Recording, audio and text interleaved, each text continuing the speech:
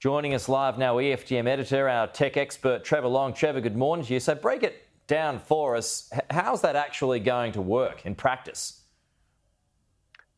It is remarkable technology. Good morning, Pete. Basically, this little implant has hundreds of small electrodes going into the brain. It's actually as much about the implant process as it is about the actual implant itself.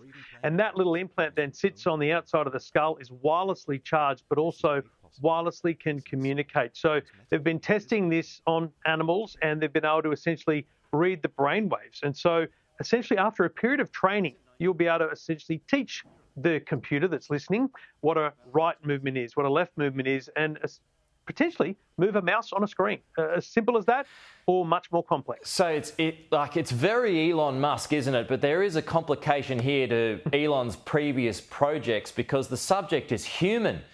So you mentioned there testing on animals. What are the other hoops that he needs to jump through, or his company, for this to become a real possibility? I'm Elon Musk's biggest critic, I've got no doubt, but I see the potential here, and I think as long as it's done correctly, this could be huge. Now, let's think about autopilot in cars. Not a big fan of cars driving around autonomously without regulation.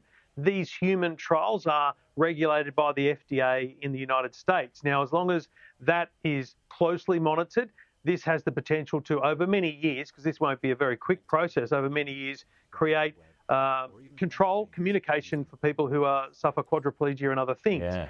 But if Elon Musk isn't careful, it could go wrong, because if he makes statements publicly about this that are essentially incorrect, he's made statements previously about the effects of these trials on animals, and there have been some negative effects. We need to be honest about these trials. They need to be open about side effects and the problems they occur, because they will. Human trials of a technology like this will always have issues, and that's the early stages of these things. This is the first of potentially many human implants.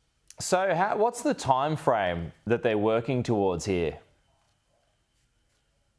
Look, it's about a 5 to 6 year trial, the current one they're in, but just in terms of how quickly this has come along, the company was only founded in 2017, really started its work in 1819. In 2020 and 2022, they did do a video demonstration of a monkey that was controlling a joystick to essentially get a treat, and then they disconnected the joystick once the chip was implanted, and the same thing was occurring. So it is just mind-blowing to see what can be done in a short space of time. They will be looking for baby steps here. Can this person do simple tasks? And then what they do next is up to them. Well, okay, so we'll just wrap here. But say this all goes well.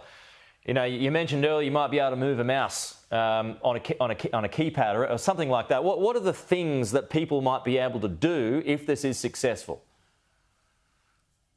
I think the best example is the one Elon gave, Stephen Hawking. We're all familiar with Stephen Hawking in a wheelchair communicating with a computer. The ability to think about what you want to control and say potentially could bring communication and potentially some movement control back, not a physical movement of the limbs, but potentially movement of the wheelchair and things like that. So wow, the possibilities are endless once you tap into the human brain. Amazing.